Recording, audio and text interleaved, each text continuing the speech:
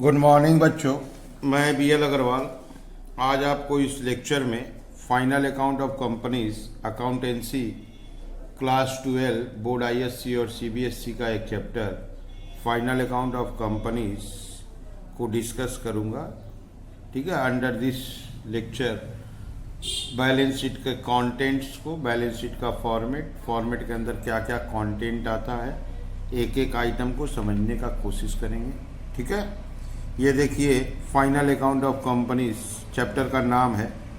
सबसे पहले according to section 2 subsection 40 of the companies act 2013, companies act 2013 का section 2 subsection 40 में फिनेंशियल स्टेटमेंट बोला गया है। A set of financial statement includes, financial statement एक सेट है, उस सेट में कंपनी को क्या क्या इंक्लूड कराना पड़ेगा।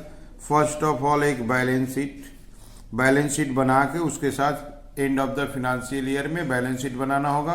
उस सेट ऑफ फिनेंशियल स्टेटमेंट का पहला आइटम बैलेंस शीट होता है। दूसरा आइटम को आप प्रॉफिट एंड लॉस अकाउंट बोल सकते हो, लेकिन इसका ओरिजिनल नाम हो गया है statement of profit and loss for the year. उस ईयर का आपको profit and loss, that is statement of profit और लॉस बनाना होगा। तीसरा आइटम है cash flow statement for the year. एक स्टेटमेंट बनाना होगा कैश का inflow outflow as per AS3 होता है। ठीक है, कैश फ्लो स्टेटमेंट बना के दिखाना होगा। Statement of changes in equity, अगर ये अप्लीकेबल है, इसको बोलते हैं इफ अप्लीकेबल, तो आपको एक statement of changes in equity दिखाना होगा और साथ में explanatory notes thereto. Okay, तो अगर कोई भी कंपनी अपना फिनेंशियल स्टेटमेंट बनाता है तो बोला गया financial statement is a set of followings: balance sheet, profit and loss, cash flow, statement of changes in equity and explanatory notes. ठीक है, अब थोड़ा आगे बढ़ते हैं। Financial statement is a summarised statement of accounting data prepare at the end of accounting process, that is after preparation of trial balance.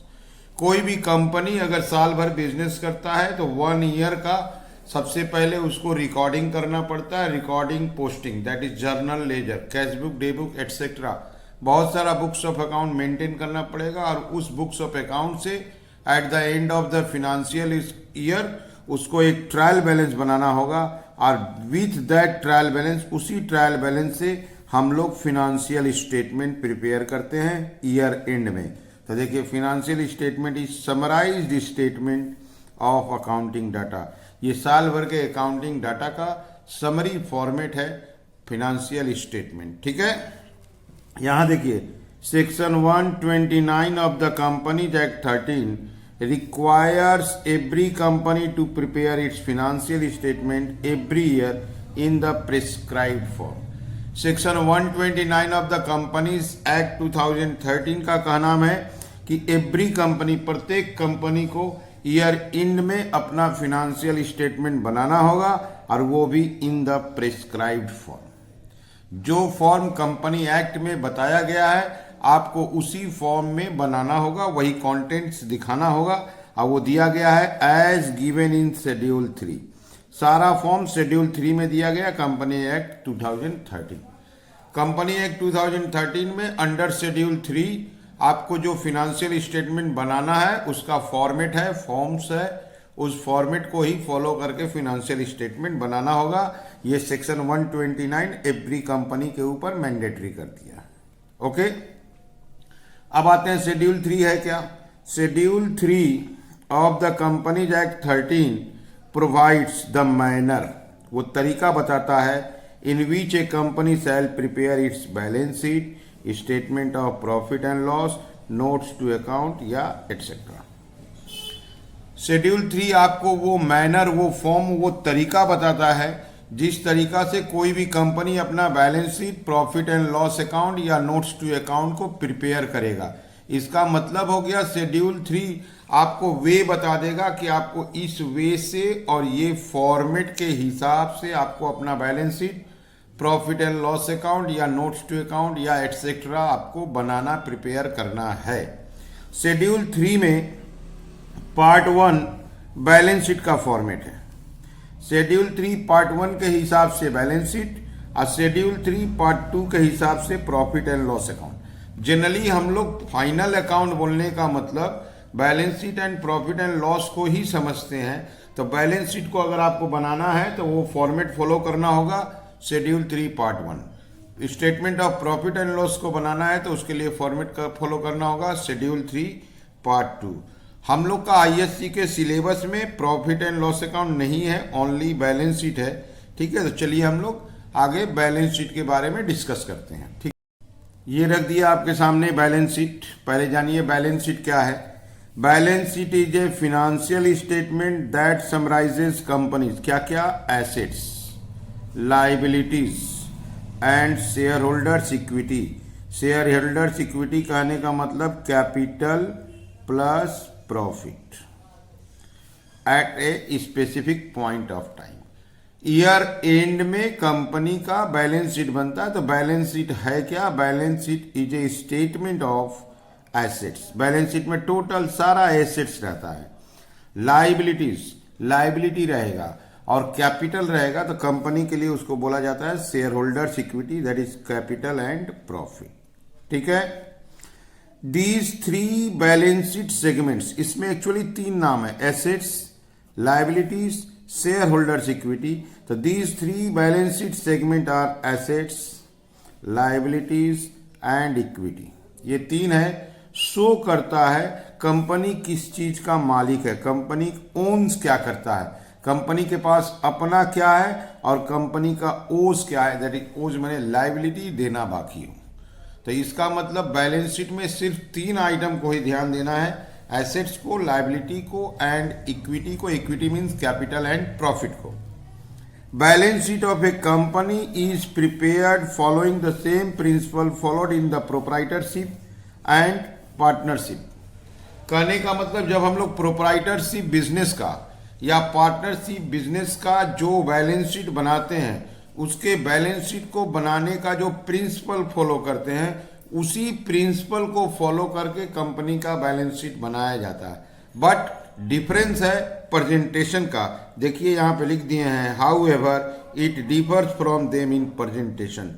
Presentation में बहुत बड़ा चेंजेज है। नॉर्मल किसी भी प्रोप्राइटरशिप और बैलेंस शीट का जो प्रोप्राइटरशिप और पार्टनरशिप का बैलेंस शीट बनता है वो हॉरिजॉन्टल होता है, कंपनी का बैलेंस शीट वर्टिकल बनाते हैं।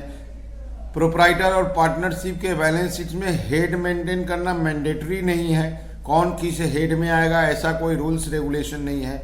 बट कंपनी का बैलेंस शीट तो शेड्यूल 3 पार्ट 1 के हिसाब से बनाना है, प्रॉपर हेड्स रहता है। तो बोला गया डिफरेंस क्या है, तो प्रेजेंटेशन का डिफरेंस है। कंपनी का जो बैलेंस शीट बनेगा उसका फॉर्म फिक्स है, पार्ट 1 शेड्यूल 3 कंपनी एक्ट 30। तो नॉर्मल अगर प्रोप्राइटर का बैलेंस शीट बनाए तो देखिए उसका लुक क्या होता है, यहां देख लीजिए, दे रहे हैं बैलेंस शीट एज एट, एक डेट दे देते हैं। ये होता है लाइबिलिटीज रुपीज, एसेट्स रुपीज। जितना भी एसेट्स होगा प्रोप्राइटर या पार्टनर का, यहां लिख देंगे से goodwill, land and building, plant and machinery, furniture and fixture, investment, stock, debtor, cash and bank. जो भी एसेट्स हो हेडिंग मेंटेन करना जरूरी नहीं है, सारा एसेट्स के लिस्ट को एसेट्स में डाल दीजिए। इस साइड में आता है कैपिटल, इसमें प्लस हो जाएगा प्रॉफिट। कोई भी liability, loan, creditor, bills payable, outstanding expenses etcetera, and then total must be equal. अगर इस वे में बैलेंस शीट बनता है तो इसका प्रिंसिपल का अगर बात करें तो प्रिंसिपल हुआ कि इसमें ओनली एसेट्स जाएगा इस साइड में, और इधर जाएगा ओनली लायबिलिटी, लायबिलिटी के साथ कैपिटल प्लस प्रॉफिट। ये हो गया आपका प्रोप्राइटर या पार्टनरशिप का बैलेंस शीट। बैलेंस शीट की तरह ही हमेशा बनेगा, चाहे वो प्रोप्राइटर हो पार्टनर हो। लेकिन जब कंपनी का बैलेंस शीट बनाएंगे तो वो भी एसेट्स लायबिलिटी को लेके ही बनाएंगे, ओनली एसेट्स लायबिलिटी को डिस्क्लोज करते हैं और साथ में शेयर होल्डर्स इक्विटी को डिस्क्लोज करेंगे। लेकिन इसका गेटअप फॉर्मेट ऐसा नहीं होगा, प्रेजेंटेशन बिल्कुल ही चेंज हो जाएगा। उस प्रेजेंटेशन का नाम है आपका part 1 schedule 3 of the companies act 2013। चलिए चलते हैं इस पार्ट 1 शेड्यूल 3 के फॉर्मेट की तरफ। ओके, ये रख दिया आपके सामने एक फॉर्मेट, बैलेंस शीट ऑफ कोई भी एक कंपनी होगा लिमिटेड एज एक्ट, एक डेट हो जाएगा, ये बनेगा आपका schedule 3 part 1 of the companies act 2013। Particulars ये रहेगा नोट नंबर के लिए, ये करेंट ईयर रुपीस, बगल वाला प्रीवियस ईयर रुपीस। ओके, अब देखिए इसका बैलेंस शीट में हेड्स कैसे मेंटेन करेंगे। सबसे पहले आप इक्विटी एंड लायबिलिटीज दीजिएगा, ये देना जरूरी नहीं है, इक्विटी एंड लायबिलिटीज, ये हेडिंग हो गया। इसके अंडर में आएगा share holders fund. Share holders fund में आप कम से कम 2 आइटम जरूर लाइए, share capital, reserve and surplus. अब शेयर कैपिटल में कौन कौन आएगा, रिजर्व सरप्लस में कौन कौन आएगा, उसको हम लोग नोट्स टू अकाउंट बना के देखेंगे। तो उसका नंबरिंग दे देते हैं, पहले फॉर्मेट लिख लेते हैं, उसके बाद नोट्स बनाएंगे तो नोट 1 नोट 2 दे देते हैं। अब प्लस और एक खास बात कि हम आइटम्स को रिड्यूस किए हैं, जितना ओरिजिनल फॉर्मेट में है सारा आइटम नहीं लिख रहे हैं। एज ए स्टूडेंट आपको सारे आइटम का जरूरत नहीं पड़ेगा। इस लेक्चर के लास्ट में बुक का फॉर्मेट आपके सामने रख देंगे, जिसमें आपको ये भी दिखा देंगे कौन कौन सा आइटम हम रिकॉर्ड नहीं किए थे। ठीक है, अब इसके बाद बी नंबर लाएंगे, non current liabilities. Non current liabilities में लाएंगे long term borrowings. Long term borrowings इसको भी नोट से बताएंगे, और long term provisions. Each and every item को हम नोट के थ्रू आपको क्लियर बताएंगे इसके अंडर में कौन कौन आएगा। सी नंबर लाएंगे करेंट लायबिलिटीज। करेंट लायबिलिटीज में short term borrowings. Current liabilities में short term borrowings, trade payables,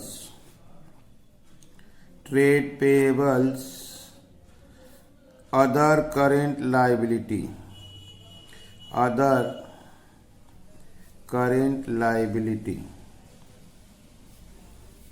and last item short term provisions. इसके बाद ये टोटल हो जाएगा, दिस इज टोटल। ये हो गया आपका पूरा लायबिलिटी। 3 हेड मेंटेन किए, share holders fund 2 item, share capital, reserve surplus. Non current liability 2 item, long term borrowings, long term provisions. Current liability 4 item, short term borrowings, trade payable, other current liability, short term provisions. अब बढ़ते हैं assets की तरफ। Assets में non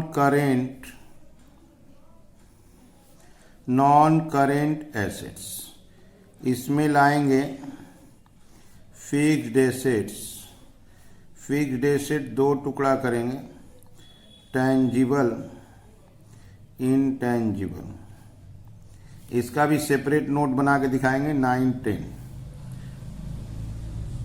non current investment, non current investment, इसका note number दिए 11। और लाते हैं आपको current assets.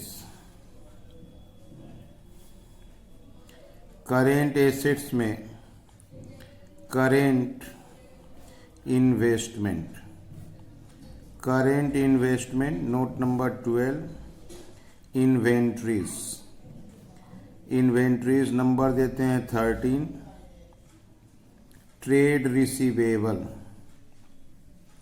Trade receivable 14, short term cash and cash equivalent से 15, short term loans and advance से 16 and last other current asset से 17। ये हो गया टोटल। तो ऐसे ही बैलेंस शीट काफ़ी टाइम कंज्यूमिंग हो जाएगा। ये फॉर्मेट कुछ शॉर्ट किए हैं तो आपके सामने 17 नोट्स टू अकाउंट है। ये सिर्फ हम फॉर्मेट लिखे हैं। एसेट्स में non current assets, current assets, non current assets में fixed assets, tangible, intangible, non current investment, वहाँ से 2-3 आइटम इग्नोर किए हैं। करेंट एसेट का सारा आइटम लिखे हैं, current investment, inventories, trade receivable, cash and cash equivalent, short term loans and advance, other current assets.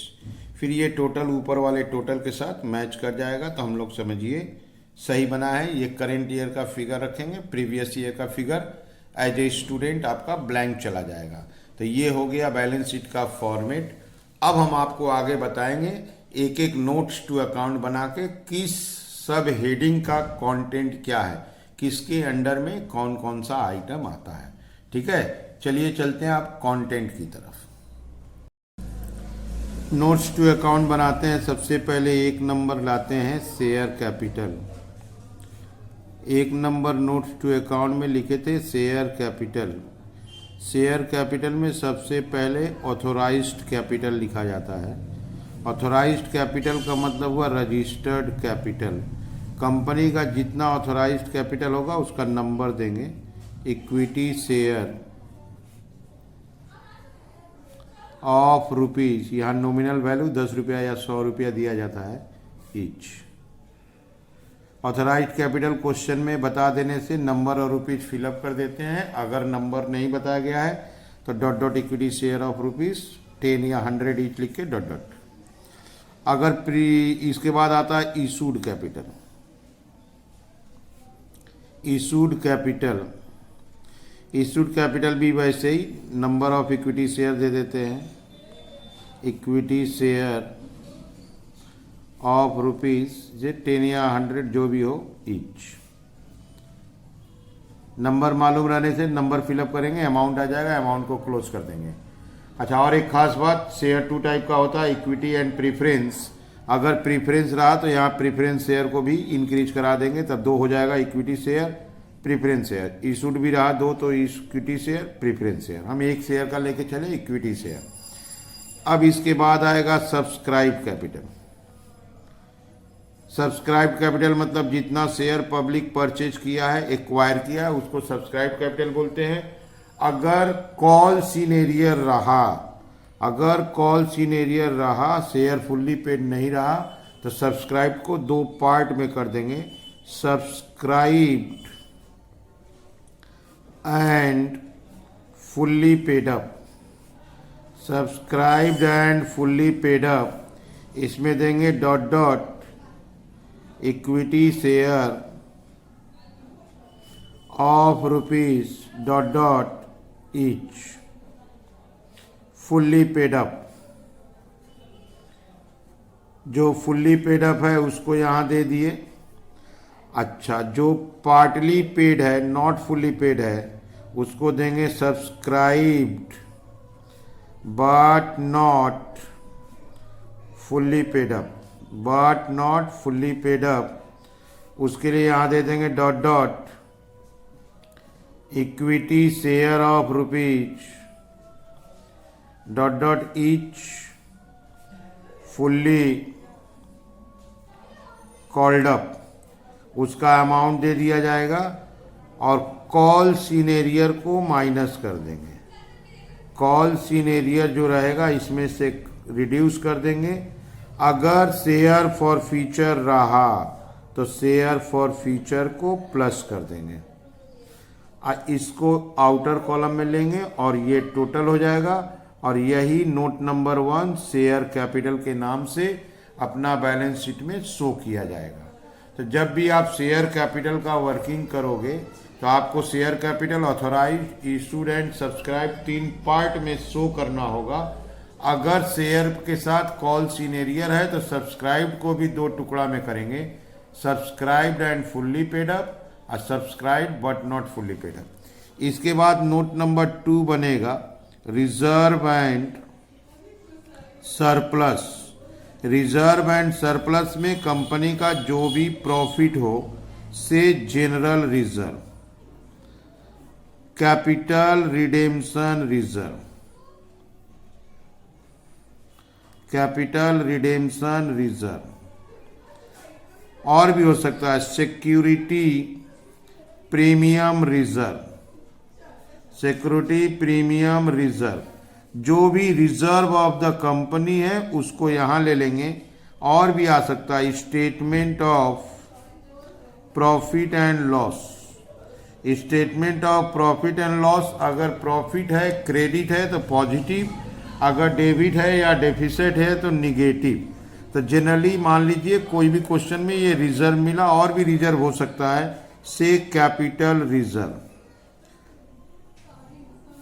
इसको यहां लिख के प्लस कर लिए और कोई भी लॉसेस या एक्सपेंसेस है तो माइनस कर देंगे, सच एज से लेस कर देंगे। Preliminary expenses, discount on issue of debenture, underwriting commission, और भी कोई नाम हो सकता है। कंपनी का जो भी लॉसेस होगा वो रिजर्व सरप्लस से ही लेस कर दिया जाएगा और ये जो बच गया दिस इज रिजर्व सरप्लस। ये reserve surplus balance sheet note number 2 में चला जाएगा। जैसे बैलेंस शीट में नोट लिखे हैं उसी का ये कंटेंट आपको बता रहे हैं। से number 3 long term borrowings. Long term borrowings में कंपनी अपना लोन को देता है, से कोई भी डिवेंचर हुआ, डिवेंचर, या आप बोल सकते हो टर्म लोन या बैंक लोन भी बोलते हैं इसको। क्लियर? इसको हम लोग और देते हैं पब्लिक डिपॉजिट, पब्लिक डिपॉजिट, या इसको फिक्स डिपॉजिट भी बोल सकते हैं। तो किसी भी टाइप का अगर लोन कंपनी के पास हो, सिक्योर्ड या अनसिक्योर्ड, वो लॉन्ग टर्म बोरोइंग्स में रखा जाएगा। ठीक है? इसके बाद आते हैं number 4 long term provisions. Long term provisions में एम्प्लॉय से रिलेटेड होता है। Employ benefit fund, gratuity fund, कोई भी फंड जो एम्प्लॉय से रिलेटेड हो, employ benefit fund, gratuity fund etcetera, उसको लॉन्ग टर्म प्रोविजंस में रखा जाएगा। तो एज पर क्वेश्चन जो आइटम आ सकता है, पॉसिबिलिटी जिसका है, उसको लेके ये नोट्स टू अकाउंट बना दिए। आपको देखिए 4 नोट्स टू अकाउंट आपको देखने को मिल रहा है फिलहाल। Share capital authorised, issued, subscribe के रूप में। रिजर्व सरप्लस में कौन कौन सा आइटम एक्सपेक्टेड है, आ सकता है। Long term borrowings, long term provisions, यहाँ तक हम नॉन करेंट लायबिलिटीज कवर कर गए। आगे बढ़ते हैं। नंबर 5 देते हैं शॉर्ट टर्म बोरोइंग्स। जैसे लॉन्ग टर्म बोरोइंग्स था वैसे short term borrowings. Short term borrowings में एक ही चांस ज़्यादा रहता है, bank overdraft. Bank overdraft short term borrowings में आएगा, या आप बोल सकते कोई शॉर्ट टर्म लोन लिखा हो तो शॉर्ट टर्म बोरोइंग्स में ले लेंगे। नंबर 6 लाते हैं ट्रेड पेएबल्स। ट्रेड पेएबल्स में 2 ही आइटम का चांस है। एक है आपका सन्ड्री क्रेडिटर्स और दूसरा है बिल्स पेएबल। सन्ड्री क्रेडिटर और बिल्स पेएबल मिलके बन जाएगा आपका trade payable. Okay. Number 7 other current liability. Other current liability में कोई भी एक्सपेंसेस हो आउटस्टैंडिंग, एक्सपेंसेस आउटस्टैंडिंग, चाहे एक्सपेंसेस का नाम सैलरी, वेजेज, रेंट कुछ भी हो, outstanding expenses, debenture, interest due, unpaid या उसको बोलते हैं अनक्लेम्ड डिविडेंड, और एक नाम देते हैं आपको calls in advance, calls in advance. ठीक है, अब इसको यहीं पर रख लेते हैं। ये हो गया इसका टोटल। किसी भी सब हेड में बहुत सारा कंटेंट्स होता है, सारा कंटेंट्स लिख पाना पॉसिबल नहीं है। ठीक, फिर भी जो क्वेश्चन के हिसाब से इंपॉर्टेंट है उनका नाम दे दे रहे हैं। Number 8 short term provisions. Short term provision में एक ही नाम का चांस है ज़्यादा, provision for taxation, provision for taxation. ऐसे करके लायबिलिटी साइड से हम आपको 8 आइटम दिए थे इन द बैलेंस शीट।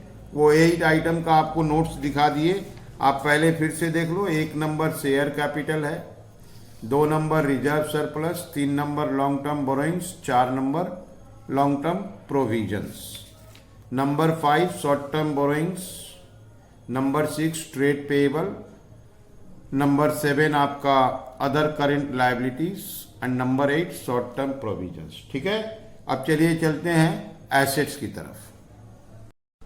ये देख लीजिए, बैलेंस शीट को एक बार फिर से आपके सामने रख दिए। 1 number share capital, 2 number reserve surplus, long term borrowings, long term provisions, short term borrowings, trade payable, other current liability and short term provisions. ये हो गया लायबिलिटी टोटल आ जाएगा। ठीक है, अब एसेट्स की तरफ नोट्स बढ़ाएंगे। एसेट्स में दिखाएंगे आपको fixed asset, tangible, intangible, non current investment, इसके अलावा current investment, inventories, trade receivable, cash and cash equivalent, short term loans and advance, other current assets. ठीक है, अब चलिए उसको आगे बढ़ाते हैं। एसेट्स का नोट्स दिखाते हैं। 8 नंबर तक हुआ था, अब नंबरिंग को कंटिन्यू करते हैं। Number 9 fixed assets tangible. Tangible fixed assets में generally land and building, plant and machinery, furniture and fixture,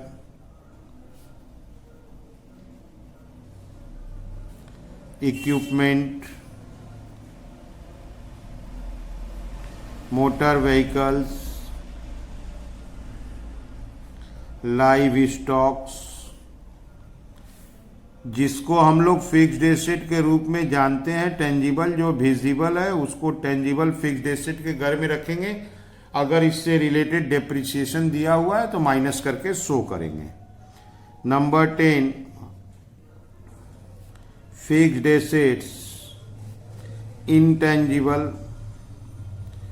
intangible में सबसे पॉपुलर नेम होता है आपका गुडविल, पेटेंट,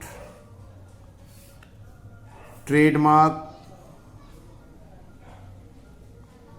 और भी बहुत सारा नाम होता है। एज पर क्वेश्चन आपको 3 नाम जरूर मिलता है, गुडविल, पेटेंट और ट्रेडमार्क्स। तो इसलिए लिस्ट पूरा कंप्लीट नहीं लिख पाएंगे, जितना जरूरी है उतना शो कर रहे हैं। आपको 11 नंबर में लाते हैं नॉन करेंट इन्वेस्टमेंट, इन्वेस्टमेंट इन शेयर या डिवेंचर, इन्वेस्टमेंट इन बॉन्ड्स या सिक्योरिटीज, नॉर्मल केवल इन्वेस्टमेंट दिया रहता है तो उसको भी हम नॉन करेंट इन्वेस्टमेंट एज्यूम कर लेते हैं और नॉन करेंट इन्वेस्टमेंट के सब हेडिंग में उसको ला देते हैं। इसके बाद नंबर आते हैं 12, करेंट इन्वेस्टमेंट। करेंट इन्वेस्टमेंट में आप एक ही चीज लाओगे, मार्केटेबल सिक्योरिटीज। अगर क्वेश्चन में मार्केटेबल सिक्योरिटीज दिखता है तो वो करेंट इन्वेस्टमेंट के नाम से जाना जाएगा। नंबर 13 लाते हैं इन्वेंट्रीज। इन्वेंट्रीज में stock in trade, work in progress, finished goods, stock से रिलेटेड सारा item, loose tools, stores and spares etcetera, ये सारा आ गया इन्वेंट्री के रूप में। इसको प्लस कर देंगे, ये हो गया हम लोग का इन्वेंट्रीज। इसके बाद लाते हैं आपका ट्रेड रिसीवेबल। ट्रेड रिसीवेबल कहने का मतलब सन्ड्री डेटर। सन्ड्री डेटर में से अगर प्रोविजन फॉर डाउटफुल डेट रहे तो माइनस कर दिया जाएगा, प्रोविजन फॉर डाउटफुल डेट। अब ये डेटर आउटर में जाएगा। और एक नाम बिल्स रिसीवेबल, इसको प्लस कर देंगे, ये हो गया हम लोग का ट्रेड रिसीवेबल। तो ऐसे करके आपको एसेट साइड का अगर आप देखो तो फिक्स्ड एसेट्स, टेंजिबल इंटेंजिबल का एक लिस्ट तैयार किए, नॉन करेंट इन्वेस्टमेंट आया, इन्वेंट्री, उसके बाद लाए ट्रेड रिसीवेबल। अभी बाकी है, ठीक है। चलिए आगे बढ़ते हैं। नंबर 15 लाते हैं cash and cash equivalents. Cash and cash equivalent में कैश बैलेंस, कैश चाहे जैसा भी हो, और बैंक बैलेंस चाहे जैसा भी हो, कोई भी बैंक हो, कैश और बैंक बैलेंस मिला देंगे, ये कैश एंड कैश इक्विवेलेंट कहलाएगा। Okay. Number 16 short term loans and advances. Short term loans and advances में नॉर्मल कोई एडवांसेस हो, स्टाफ एडवांसेस हो, क्लियर, या एडवांस टैक्स हो, इसको short term loans and advances के कॉलम में रख लेंगे, क्लियर। और लाते हैं आपको other current assets. Other current assets में कोई भी एक्सपेंस प्रीपेड हो, that is expenses paid in advance, या एक्रूड इनकम हो, interest due but not received, accrued interest लिख देते हैं, ठीक है। तो ये अपना नोट्स टू अकाउंट हो गया एसेट्स के लिए। आप एक बार एसेट्स को देख लो, जो एसेट्स लिखे हैं वही नंबरिंग का नोट्स टू अकाउंट भी प्रिपेयर किए हैं। Fixed assets, tangible intangible, non current investment, current investment, inventory, trade receivable, cash and cash equivalent, short term loans and advance, other current asset. 17 number है, आप यहाँ देखो 17 नंबर है। Balance sheet में कभी कभी कोई कॉन्टिंजेंट लायबिलिटी देता है जो बैलेंस शीट में तो आता नहीं है, लेकिन उसको नोट्स टू एडवांस में दिखा सकते हैं, कंटिंजेंट लायबिलिटी। कंटिंजेंट लायबिलिटी बोल के, जैसा कि बिल्स रिसीवेबल डिस्काउंटेड,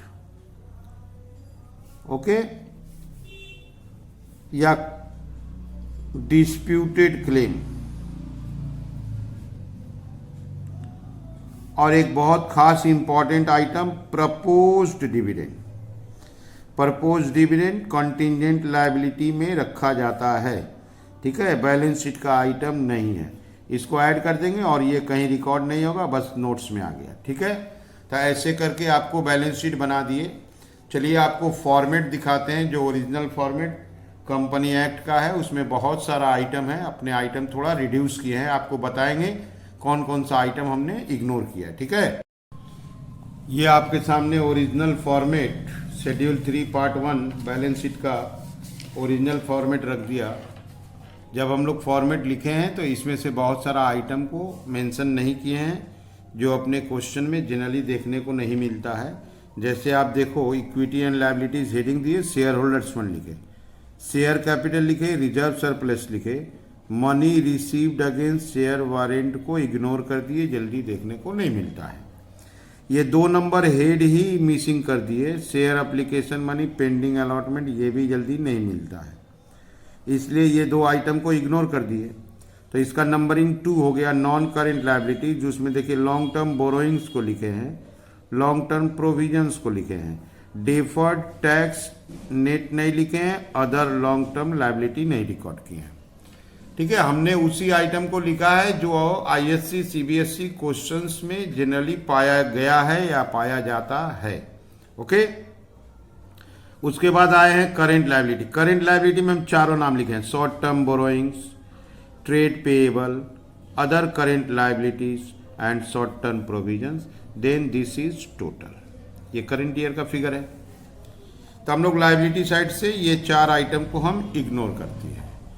इसके बाद बढ़े हैं एसेट्स की तरफ। एसेट्स में देखिए non current asset, fixed assets, tangible, intangible लिखे हैं।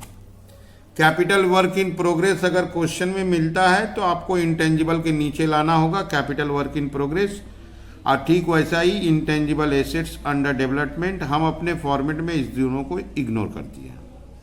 उसके बाद नॉन करेंट इन्वेस्टमेंट लिखे हैं और ये 3 आइटम इग्नोर कर दिए, deferred tax, long term loans and advance, other non current assets. ठीक है, यहाँ से 3 आइटम इग्नोर किए हैं। अब फिक्स्ड एसेट्स से ये 2 आइटम इग्नोर किए हैं। इसके बाद आपका करेंट एसेट्स, करेंट एसेट्स को हम पूरा लिखे हैं, that is current investment, inventories, trade receivable, cash and bank balance, short term loans and advance and other current assets. तो ये हो गया आपका ओरिजिनल फॉर्मेट जो शेड्यूल 3 पार्ट 1 कंपनीज एक्ट 2013 का है, लेकिन हमने आपको जो फॉर्मेट डिस्कस किया उसमें थोड़ा सा आइटम कम लिखे हैं। ठीक है,